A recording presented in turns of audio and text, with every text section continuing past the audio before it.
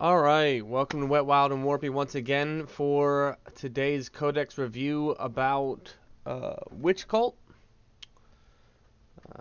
On with us again for this three-part video series is Curt Phillips, who has been crushing it with the Drukhari for the last couple months. As you can see, he's very excited to be here. Curt, you want to throw out your team name and all that jazz for us real quick? Yeah, Coastal Wargaming, Eastern Virginia, Eastern North Carolina areas, killing it out here. Alright, so let's go ahead and get started. So today we're talking witch cults, so there are 3 pre-built witch cults that you can choose from, and then there's some custom witch cults that you can design yourself. I really don't see any bad pre-built witch cults in this book. I think they all came out pretty well, just depending on what you want to do with them. So, let's go ahead and dig into the Cult of Strife, which is by far the cult that has the most rules. The Cult of Strife also got a rules addition, essentially, in the Book of Rust, Act 1,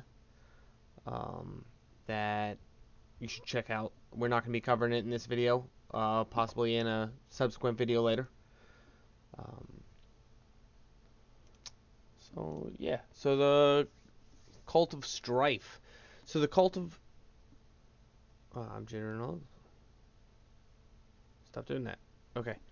Cult of Strife. Their obsession is the spectacle of murder. At the start of the fight phase, if a unit with this obsession is within engagement range of enemy units, it can fight first that phase. So it's considered to essentially have had charged that phase. Each time you declare a charge for a unit with this obsession, if there are no other units from your army within engagement range of any of the enemy units selected as targets of that charge, add 1 to the charge roll. Both those are just solid. They're just solid abilities to have with your obsession. I think a lot of times the fight first thing, I think it's a little undervalued. I mean, it's always been a little underpowered, I feel like. But when you have a faction that has typically just kind of a lot of small units, it makes it really hard to fight them in combat if you're getting engaged in multiple areas. So, I mean, unless you're just really throwing one unit a turn, which is sometimes hard to do, oftentimes if you're Cult of Strife, you're going to be fighting first in a lot of engagements. I mean, if the opponent charges a bunch of units, they'll get to fight first one time, and then you're fighting first with all your other units, even though, it's Yeah, then good times. then you get to start trading back and forth, which action economy is the king of the game, right? The more action economy you can get, the better. So if you get an extra chance to swing before your opponent can hit you, that's just gravy on top. I Um, also like the +1 charge. yeah, A lot of times I'll deep strike some Hellions. And I even like deep striking a unit of like a big blob of witches from time to time if I go like heavy on the witches. So I think that's invaluable as well. yeah. So I've been playing around with a list right now that has a unit of 20 witches that deep strike in, um, Yeah, man. and just start flooding one side of the board. Um, Yeah, if they hit, and you have 2 nets, so you're getting +2 to your roll offs when people try to fall back. If you can tag a bunch of units with one big deep striking blob of witches, the game's practically over at that point. If you can just hold up, a handful of units and they can't fall back and yeah, they don't have the power to kill you. So yeah. Especially it's big. with throwing a couple of those shard nets, and you're starting to look real good. Yeah, man. Um, so their stratagem is no method of death beyond our grasp. It can only be used once per battle round, unlike most stratagems. And what it does is, at the end of your shooting or fight phase, you can select a unit of witches from your army. It can immediately shoot or fight again, depending on the phase in which you've used this stratagem in. Um, yeah, it's pretty good. It's essentially a fight against strat for 2 CP instead of 3 CP. I don't see a lot of instances where you use this to shoot again. Can the kittens come in? They're all sitting out here. Um, right. because you're wielding splinter pistols for the most part. Yeah. But yeah, I would definitely use it to fight again anytime. Yeah, well, just they have so many attacks. Fighting Yeah. twice it can make you get up to, if you have 10 witches, you might have 50 attacks, so double that. Yeah. Especially if you can tie in the W drug strat in the first round as well to just give you those. It ends up being 20 extra attacks, right? Yeah, silliness. Yeah. Yeah, definitely a stratagem to use when you got it. So the Cult of the Cursed Blade, which is the second witch cult, they get to add 1 to the strength characteristic of every model with the obsession. Then each time you make an unmodified saving throw of 6 for the model, the unit that dealt the wound to them suffers a mortal wound. So when you run in large blobs, that can definitely come into play. And it can just end up kind of throwing wounds back in your enemy's face. Especially Yeah, if it's a you're trying nice to get little through. extra. What? It's a nice little extra something. Yeah. Little icing on the cake. Especially since the first bit of this obsession could be enough on its own. Just Oh, add a strength to add 1 strength, bumping you up to 4. You take the +1 strength drug. Now you're up to 5. You wound in most things on 3s, and with the amount of attacks you get, it's really difficult for a lot of units to hold up to that yeah, kind of getting firepower. +1 strength just from your base obsession, and it also really um, opens up the drugs as far as I mean, I like taking random a lot of times, but um, for the witch call, getting the +1 strength automatically it's kind of frees you up to take something else specifically. Like if you want to take more attacks, you're already strength 4. Getting from strength 3 to strength 4 is kind of the big part. Strength Yep. 4 to strength 5 can be big, but 4 is really the important part that you want to be at. So already being at that frees you up to take something else that you might covet a little bit more. Yeah, and that's a good thing to point out is that none of the drugs on the combat drug list are really bad. None of them are terrible. Um, Depending on the matchup, there are definitely ones I would prefer to have over others. Having an additional one, for me at least, a lot of times, unless I have a specific role for the model, I'm going to take random. Yeah. So the stratagem for this this cult is Venomous Shard Bombs, and when you use the stratagem, it costs 1 CP. After the enemy has declared an enemy charge against Cult of Cursed Blade Witches from your army, that unit can fire Overwatch before the charge is made, and when it does so, up to 5 models in that unit that are equipped with plasma grenades can make attacks with them, and until the end of the phase, grenades have the 2+ ability. The poison weapon 2+ ability. You're wounding on 2s. Yeah, that's a stratagem I've never really looked too much into, but that seems pretty damn strong. Well, so I looked into the plasma grenades on the witch's profile, and it's only a damage 1 grenade. Yeah. You do get D6 per guy shooting them, though, and they are blast. So if Right. you're getting Yeah, if charged you by have a like a big horde. unit, um, Yeah, man. that could definitely come in hot. And even against weaker units that don't have great saves, it's definitely useful because it only Yeah, has I mean, what's minus that? 1 AP. That would be 30 with a blast roll. Yeah, Um, Winning on 2s. yeah. Still got a hit, but yeah, whatever. You still got to hit on 6s. So, Right.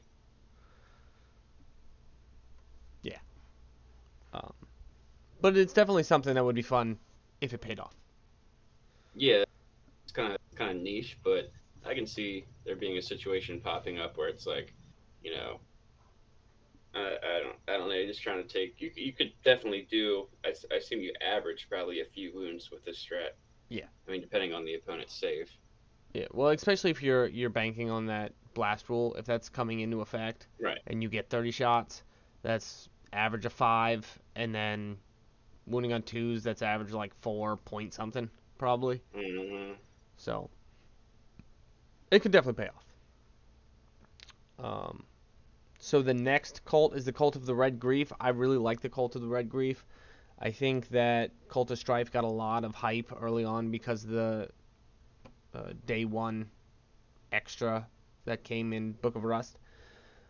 The obsession for Red Grief is the speed of the kill. You can reroll charge rolls made for units with this obsession and add 2 to advance rolls for units with this obsession. I absolutely love Cult of the Red Grief. They are so fast. It's tempting with if you're running bikes and Hellions and stuff. Yeah. I So mean, especially if you give them the movement drug on those units plus this, that'd be pretty fun. yeah, so I've been doing a couple additions lately, and if your unit of Red Grief is getting out of a vehicle, so they get 3 inches for that. They get 2 inches for, let's say the movement drug. They get 7 inches for their base movement. They get 2 additional inches because they get +2 to the charge. Then they get, +2 to their advance. They get the D6, and then they get 2d6 to charge. Yeah. That's Inches. It's just so much movement. They're flying across the table. And then to reroll the charge as well is just gravy. So If they're for some reason you didn't get close enough to make it an easy charge, you get a reroll. yeah. If you were trying to go all the way across the table, Right. right? All right. So their stratagem as athletic aerialists costs 1 CP. Uses stratagem after a Cult of Red Grief unit has resolved its close combat attacks before it makes a consolidation move. Instead of consolidating like normal, if every model in this unit is within 6 inches of a Cult of Red Grief transport unit, they can embark in that transport as if it were the movement phase, even if they disembark that turn. Abuse this with Soaring Spite Harlequins. Jump out, hit something, jump back in before they can hit me back. Yeah. See ya. It definitely takes a little bit of planning to do, but it's definitely doable. Yeah, I mean, a lot of times I'm uh, charging with a transport or something first, especially with like witches, because people will overwatch them. People have all kinds of tricks to get better overwatch, and if they hit your witches are dying. So a lot of times I'll charge a transport in first anyway. So a transport's right next to me. Yep. You know. It is important to note that it does have to be a Cult of Red Grief transport. Yeah. So you would specifically have to run transports with this in mind. So those are all your pre-built cults, all your pre-built obsessions. Let's dive into the other cults real quick that you can build on your own before we go back up to the relics and the warlord traits. So there aren't a ton of other cults that really grab my interest.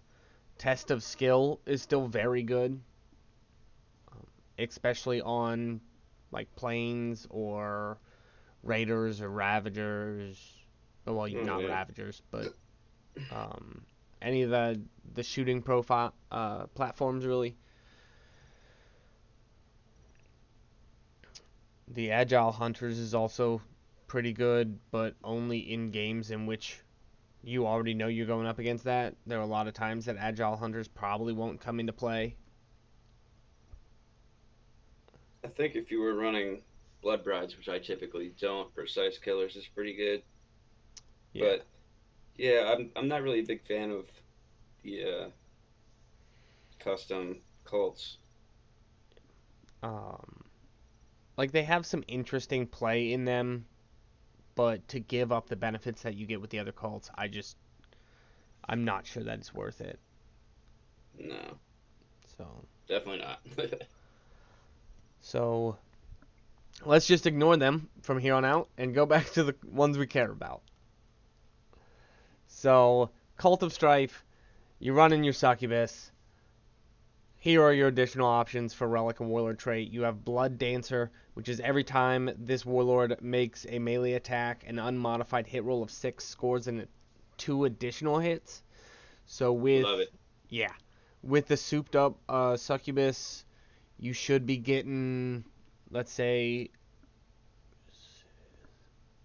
7 with the attack drug. Yep, but my personal choice, one of my top succubi would be this combined with Triptych Whip for 10 attacks, and then those 6s are I feel like most of the time I roll with that lady, I get like 14 hits or something. Yeah, so with 10 attack rolls, it's a lot easier to get 2 6s instead of 1 or none, and then they already hit on 2s, so you're hitting with the majority of your attacks anyway. That's why you end up getting like 14 hits or something, you know? So, and then the relic that you can take from the Cult of Strife is the File Bouquet, and it's for Succubus only. Roll 1d6 at the start of each battle round. Until the end of the battle round, the bearer gains the associated effect from the combat drug's ability table. This effect can be one that the bearer already has and is cumulative to the ones you already have. It's not bad. Solid, but there's so many good relics available to the witch cults that this one is forgettable. Yeah, it falls flat only because there are such other good options. Yeah. So if you're running the Cult of the Cursed Blade, your relic and warlord traits are as follows. The Treacherous Deceiver is the warlord trait, and every time you make an unmodified saving throw of 4+ for this warlord against a melee attack, after the attacking model has finished making its attack, the enemy suffers 1 mortal wound for every...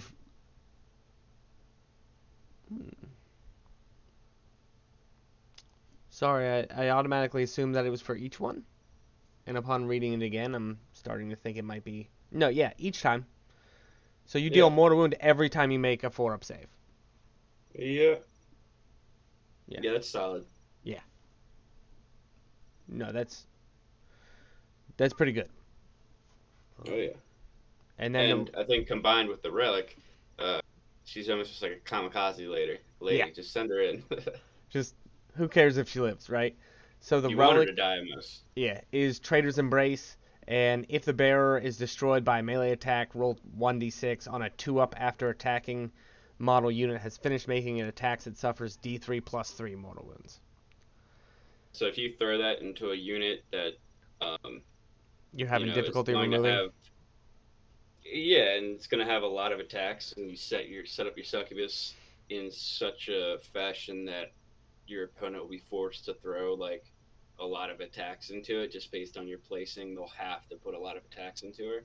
Yep. And then, you hope that they put like 20 attacks into you and you fail 8 of them, so you die, but you just did 12 mortal wounds to them plus D3 plus 3 once you die. You know what I mean? Like, so whatever they're having on the table that you just can't seem to get through, right? Those aren't high armor saves, high invulnerable saves. You just send this succubus at them, and they explode. Yep. I'm actually thinking about running more Cursed Blade. I mean, the Strife is just so good though with the Book of Rust, man. It's like the options, the stratagems that come into play with that book are so good. Yeah. But man, I really think I'd probably go Cursed Blade if the Book of Rust didn't exist. Run them both. Yeah, I mean, yeah, for sure. Run pure Witch Cult, and then you can finally take the Witch Cult secondary that's in the book. Alright. So killing monsters or whatever? Yeah, monsters and beasts, I think it is. Yeah.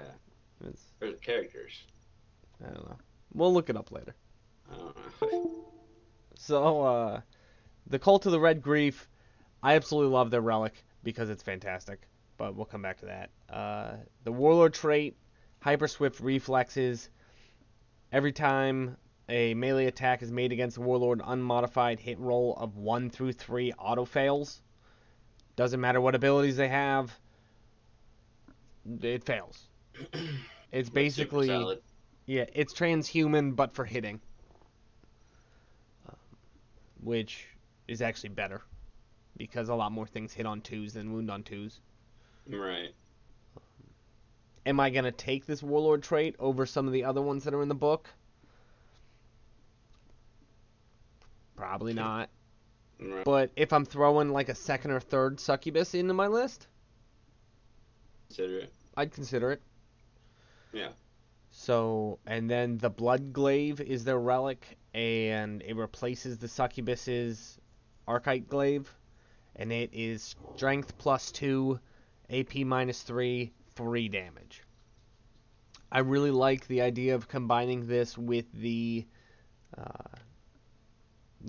precision blows. Yeah. Yep. Yep. Yep. So you only need 1 or 2 6s to hit, and you just dealt so many mortal wounds to a unit, right? See, my favorite one though with precision blows is the stuff from the Book of Rust, the Dark Lotus Toxin mixed with the chain flails gets you with 14 attacks at damage 2. You get a lot more chances, so it's like 14 opportunities for 2 mortal wounds over 7 opportunities for 3 mortal wounds. Yeah. But so, good either way. Yeah, it's definitely not bad. When I first read the precision blows Warlord trait, I just looked through the book, and I was like, all right, what can I put on the Succubus that deals the most damage? Right. Oh, yeah, what has damage? Yep. But yeah, definitely not a bad way to run your Succubus if you end up running it that way. So, are you ready to dive into units? Yeah, absolutely. All right.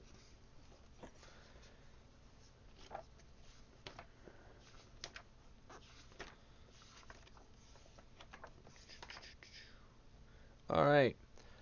First up is the Succubus, which we've been talking about pretty much this whole time so far. Yep. For a reason. Yeah. No, the Succubus is, as far as I know, it may be the most versatile lethal model as far as the different combinations you can do. That combined with it being probably the most undercosted model in 40k. It's they go well together. Versatile and undercosted. If there's no reason not to run a Succubus. Cool. Yeah. In fact, there's no reason not to run multiple. 2 to 3 Succubuses. There's probably a sweet spot in there somewhere. But yep. Yeah, there's no reason not to run a Succubus. They have great options. They hit on 2s. They allow your Witch Cult to reroll 1s to hit. They still... Right? What? Yeah, to wound now. Oh, is it? It's to wound. It used to be to hit. Sorry, I'm still an 8th. Yeah. So they still have the no escape ability. They have the 4-up invulnerable save still. Even with the upgrade to the Show Stealer, which honestly I think is worth it. Yeah. Which the Show Stealer for the Succubus is after you fight, you get to consolidate in any direction you want for 6 inches. Silly. It's really good. Right. So she hits first when she charged, or if she's Cult of Strife, and then when she's done hitting, she's gonna walk away. Yep. It's if you don't own more than one Succubus, go buy one. Yeah, there's so many. I'd say there's probably 4 or 5 different builds in terms of relics and warlord traits to make Succubus models like horrifying. Basically, they're incredibly good, and I think if you have a witch detachment in your Drukhari army or Eldari army, whatever, I think 2 Succubi are the sweet spot. If you're running, multiple witch cult attachments or pure witch cult, 3 I think is probably the spot. They're just the most cost-effective model that you have, right? For sure. And there's enough relic and warlord trait combinations to build 3 that are right, like amazing, basically. And the nice part is you can build them to be a blender and chew through multiple multiple small models, or you can build them to hit incredibly hard and chew through bigger, tougher models, right? Or you can build them to be a kamikaze model and just die and do a ton of mortal wounds. Because sometimes what you need is a kamikaze. Yeah. Let's be honest. Yeah. Trades are definitely a thing. I'll trade you the succubus I built to die. So that brings us to Send her Lilith. at the Night King, the Silent King. Send her at the Silent King. See what Yep. happens. And it's not that I don't like Lilith, but in compared to just the straight succubus, the extra points that you pay for Lilith, I'd rather have a succubus. She still hits on twos, in shooting and in close combat. She still has a great invulnerable save. She still has the aura of reroll ones to wound. She still, like, it's just, if I have the choice between the relic options that you can build on a succubus and Lilith, I'm going to take the succubus. Yeah, all the time. I mean, she gets the ability that the show stealer Succubus gets to move the 6 inches, consolidate 6 inches in any direction. Um, she has a command phase choice, which is probably the only one in the whole Drukhari book that says in your command phase do something. Um, Overall, she's good. But yeah, like you said, just compared to the cheaper Succubus that you can build how you want, doesn't really make sense to take her in a competitive setting. I'm not saying you can't take her. She's not drastically more expensive than the Right. upgraded succubus. She's good. Yeah. But when you're trying, that's when you like in a competitive setting, when you're trying to optimize min Right. max, all those things. The Succubus is just cheaper and does probably slightly more and does more specifically what you want them to do by being customizable. Yep. So, yeah, run her if you got them, but don't feel like you have to. All right. So next up is a troop choice for witch cults, which of course are witches. The witches, the changes from 8th to 9th aren't drastic, but they are good. So they still have their 4-up invulnerable save in close combat. They still have a 6-up invulnerable save from Power from Pain, and I believe the dodge ability also gives them that from shooting. Yep. They still have the no escape rule, which prevents falling back. Well, it forces a roll off, and then if you win the roll off, you don't fall back. They can't fall back. The Chardonnette Impaler still betters your odds against them being able to fall back. It's not as good as it used to be. You get a Yeah. +1 instead of forcing them to roll a d3. But the Chardonnette is actually a pretty good weapon. Oh yeah. So putting 2 or 3 in a bigger unit, I wouldn't have any issues with it if I'm dedicated to it, right? Well, you can only put two because it's one for every 10 witches, I believe. So if you have a unit of 20, I think you just get 2 nets. Okay. But I think that's awesome. You're getting a plus Yeah. 2 to those roll offs, and You're gonna nets win. are really good. Yeah. The odds are that they're not going to be able to fall back. Yeah. And I believe if you tie, you have to re-roll based on the re-roll rules in the core rulebook. No, if you tie, you lose. Okay. That sucks. It says that in here. Oh, does it?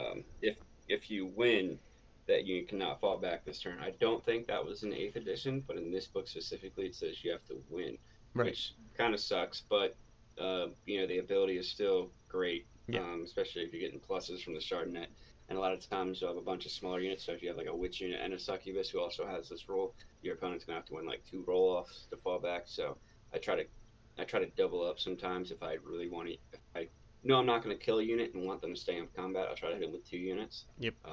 And I think witches, while the idea in 8th edition, I ran a lot of blobs of 20 witches, took those to some tournaments and loved them. I think that's still an awesome way to run them, 1 or 2 even. Yeah. But I think 10 right now is a sweet spot. 10 in a Raider with a Yep. Succubus is like the perfect setup.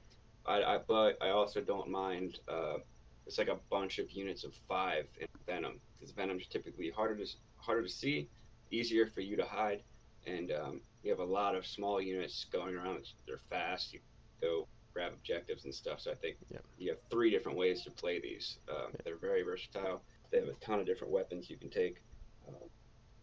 They're a really solid troop choice, and I think if you're taking pure Drukhari, you're taking more witches than any other troop choice. And even if you choose not to upgrade their weapons, the Hexatari Blade already comes in at -1 AP.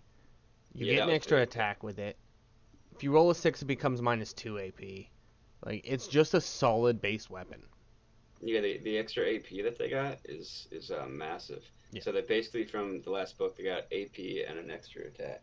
Yeah, which is everything you want out of a close combat unit. Yeah, I mean, your witch is getting 4 attacks base. If you give them the combat drug, they're getting 5. They're basically Harlequins. Yeah. Not as good, but more. They're cheaper, so you get more of them. Yeah, and more is better, right? That's the rule. More is better. Yes, sir. All right. So, moving on, the next units we have to talk about, we're going to come back to the beasts. So the next units we have to talk about are the Reavers and the Hellions. Both of these units are fantastic. Just both of them. For Reavers, what I would do is I would run units of 3 with 1 Heat Lance, give them the +1 ballistic skill drug, and now you have Heat Lances where if you didn't advance, you're hitting on 2s. Yeah, see, I like, I think there's 2 different ways to run Reavers efficiently. One is units of 3, like you said. If I'm taking 3, I probably don't put a Heat Lance on them, and I probably give them the movement drug. Because then you're moving 20 inches, advancing 8, so you're moving 28 inches and then charging. And I'm just using these small units of 3 to go tag things, sit on objectives, just be incredibly annoying with that ridiculous amount of speed. Yeah. Or I'm going to go bigger units. You can do 12 4 Heat Lances and the ballistic skill drug. So you have 4 Heat Lances hitting on 2s and just fire and fade them. Or you can run a bunch of different ways. I even like them with the things that do mortal wounds when you run. What is it? Yeah, the Grav Talons and the. Yeah, I'd like the one where you do mortals when you hit. I think that's really solid. So yeah, I definitely will say I can't think of something off the top of my head that is faster that's not a plane. Right. So these things move 18 inches, get an auto advance of 8. So you're moving 26 inches. Plus movement drug, 28. Yeah. Red Grief, 30. Yeah. And then if you double your drug, 32. So they're fast. I think it's also a stratagem where you can make them and Hellions move faster. I think it's hit rolls then plus movement or something. If you have both of them on the table, yeah, within 6 inches of them or something. Yeah. But yeah, so these things are definitely worth putting on the table.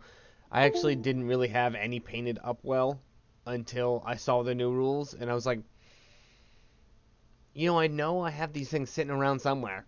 It's time to get them cleaned up. Yeah, and I got a bunch, but I started leaning towards the other page, the Hellions. The Hellions? I think the Hellions are better. See, I unfortunately don't own any Hellions. I need to get some. All of my current lists play with the idea of running Hellions because they are exactly what you want in a glass cannon unit. Yeah, they're fantastic. They're fast as hell. Not quite as fast as Reavers, but they also shoot a lot of shots, and they hit harder because they have 2 damage weapons. So they have a 14-inch movement. They hit on 3s. Their ballistic skills of 3, and they can charge if they fail back. Yeah, I think they were good in 8th edition, but where they really got helped out is they went up to T4 and they got a second wound, last edition, they were T3 with 1 wound, so they could hit hard, but man, they were going to die immediately. They'll still die quickly, but T4 and 2 wounds, I think, is a massive boost. I mean, essentially doubled it over doubled their survivability, right? So a Hellion in this edition is over double the survivability that it had last edition. Yep, and the strat, they are the best unit to use the flyover strat with. You roll a die for every model in your unit, and on a 4-up, you do a mortal wound. So if you run 20 of these bad boys, you're going to average 10 wounds. If one of your models just flies just over another model, an enemy model, you're going to average 10 mortal wounds. But I typically like to run 2x10. It allows them to be in different places, because if you're running 20, that's just like a massive target. The opponent's going to be like, I need to kill that immediately.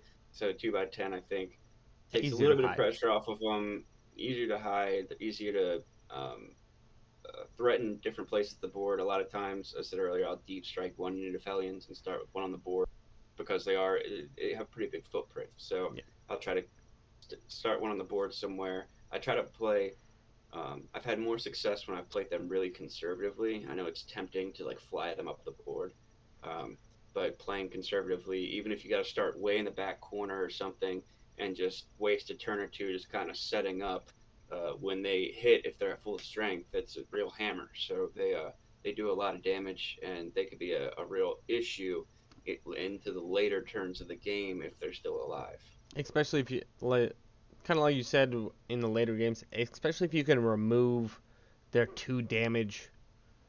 your opponent's 2 damage weapons before they come out to play, you make the Hellion unit a lot more survivable. Yeah, I mean, typically I've noticed in a lot of the games that I've lost, I've made bad moves or something, and the Hellions didn't survive. Right. Well, and then a lot of the games that I win, the Hellions are like jumping from unit to unit, killing everything in like turns 4 and 5. Right. Well, with the speed that they have, they can go from objective to objective so quickly, and because they can fall back and still charge, it doesn't matter if you necessarily fully killed the unit that you charged last turn. Yeah, and here, the biggest thing, almost forgot, Book of Rust again, that 4-up invuln strat. You kill a unit with the Hellions, which is very likely. Spend 1 command point, they get a 4-up invulnerable save until your next turn. That's massive. I abuse that stratagem. I mean, I use it probably multiple. Anytime I can think about it. Yep. If my Hellions kill something, 1 command point for a 4-up invuln on them, where naturally they're just going to have a 5-up armor and a 6-up invuln from Power from Pain. Going to a 4-up invuln is a serious multiplier. Yeah. That 4-up invuln is so much better than the 5-up invuln, even later in the game, right? Yeah. I mean, and at first you're getting a 5-up armor, 6-up invuln, so right. You want to use that as much as possible. Yeah. So going back to Beasts, because not a lot changed here from 8th edition to 9th edition. But should you choose to do this, I think there are specific roles that some of these models can play that are worth it. Beasts are kind of like a tack on to the Drukhari army, and I don't really feel like they designed Beasts maybe as well as they could have. Yeah. So if you're going to run any Beast, you have to have a Beastmaster. The only way to have a Beastmaster is to have a Witch Cult. Well, I guess technically you don't have to do that anymore, but... Now, I've seen some people take a Beastmaster even without running Beasts. Yeah. Just because I think it's like a 20-point model. So it's really good to like drop banners and just kind of go they fly, right? Yeah, they're on the little hoverboard and they're 12. So get into engage on front range, things like that. It's such a cheap platform to just go score some points or do secondaries or something. Yeah. No, so I don't think there's anything wrong with the Beastmaster itself. I do think if you're not using it for like a niche point scoring, It doesn't have the damage output that a Succubus has. So unless you're using it to move around or for the beasts. Yeah, there's no reason you're bringing No. this model unless you really want some of these beasts, or you're just doing it to score points. Yeah. So the favorite beasts that are in the book for me at least is the Chimera, and the reason that is I keep playing with this idea of like, okay, the Beastmaster can make them advance, um, and charge if they need to. I can run like a unit of 2 and then just blitz them up the board for something like engaging all fronts or something like that. Mm-hmm. That's what I Kind keep of the looking same at. thing as a Beastmaster. Yeah, the Chimera only run 10 points a model, so they fill that role really cheaply. And if you have a Beastmaster, they don't take up a Force Forward slot, so you're not cutting into like the where you would put your Incubi. Right. How much are Razorwing Flocks and Clawed Fiends? I think Razorwing Flocks are 12 points a model, and then I think Clawed Fiends are 35. That's off the top of my head, so don't quote me. Yep, 12 points model for a Razorwing Flock. Yep. But they do come Clawed with 4 Fiends, wounds. 25. How much were the Clawed Fiends? 25. Oh. So that's a little better than what I had initially thought of the 35. Yeah, I mean, it's not terrible. Thing is, they only have a 5-up save, so they're going to die. But if they hit something, strength 5 attack, strength 5, AP2, 2 damage. Yeah, they can put a hurting on. One downside is they don't get power from pain, so they don't get an invuln save. Yeah. And then they're like, so they move 10 inches, which is not bad. But like I said, they don't get power from pain, so unless the Beastmaster's around, they can't advance and charge. Yeah, the most popular thing I've seen from the Beast is definitely the Razorwing Flocks. Mm-hmm. 4 wounds for 12 points. They don't have a save, so if they get hit, they're going to die, and they're going to die because they're toughness 2 with no save. But it's 4 wounds for 12 points, Yeah. and you can take... You can take up to 9 in a unit. Yeah, so 27 bases of these guys for like For cheap. 300 points or something. Yeah. 27 times 4 is a lot of wounds. Yeah. Most people I see take them with Yannari, so they can get a 5-up invuln and a 6-up feel no pain. Yeah. And then they just become obnoxious, just this massive footprint. It's silly. It's not so much that they're crushing their opponent with these Razorwing Flocks, it's that your opponent can't remove the Razorwing Flocks Right. without It's like dedicating serious firepower to it. It's like the jackasses that take 300 conscripts, Imperial Guard conscripts, Yep. and put like 300 of them on the board. And it's like, here you go, we're having fun. Like, no one's having fun in this game. This isn't quite that, but it's the same idea. Yeah. It'd be like fielding an army of Nurglings. Only Nurglings. Right. Although, honestly, the Nurglings would be more annoying because they have saves. Yeah, that's annoying. I hate Nurglings. 9 Nurglings, I hate them. If I had to fight more than that, I'd be upset. So that covers every unit in the Witch Cult band except for the planes, which we're going to talk about in a separate video when we talk about units that can go into more than one faction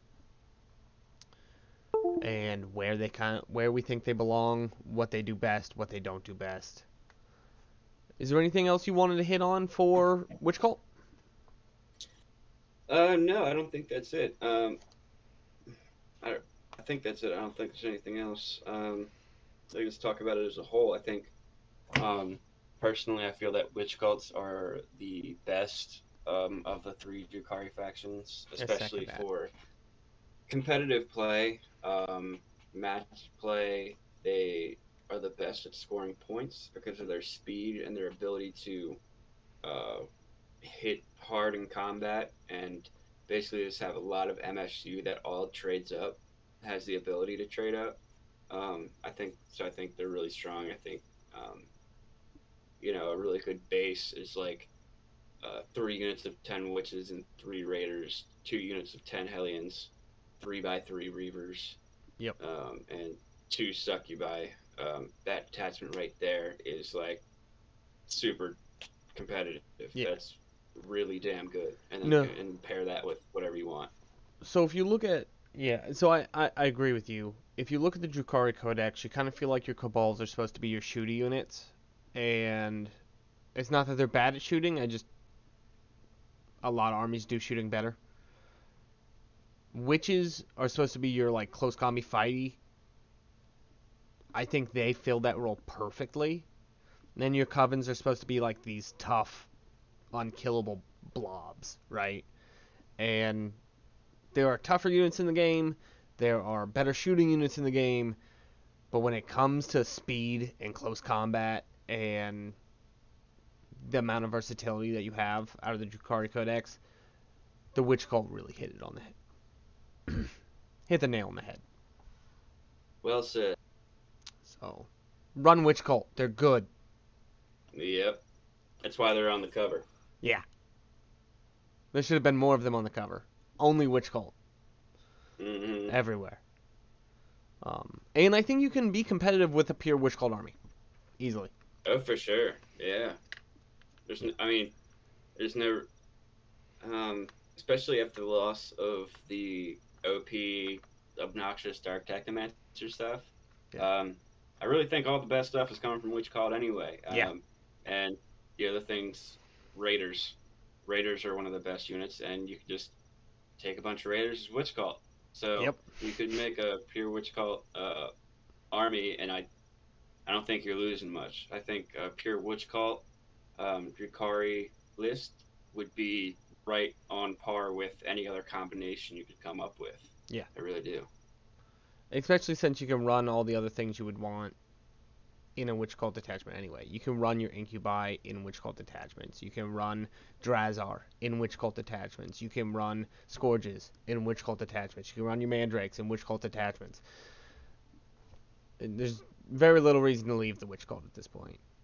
So, thank you for sticking around for the end of the video.